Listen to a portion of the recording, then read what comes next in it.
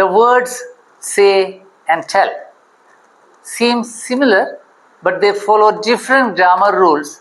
Let us make them super easy to understand.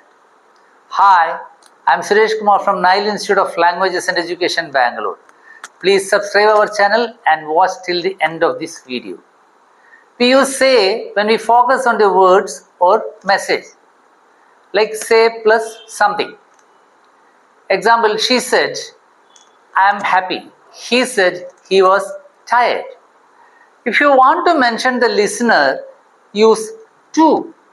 She said hello to me. He said thank you to his teacher. The rule is say means what was spoken. Tell is focus on the listener. Use tell when you mention the person who receives the information. Tell plus someone plus something. She told me the truth. Please tell him to come early. They told us the news. My father told me a story. Rule is tell means tell someone.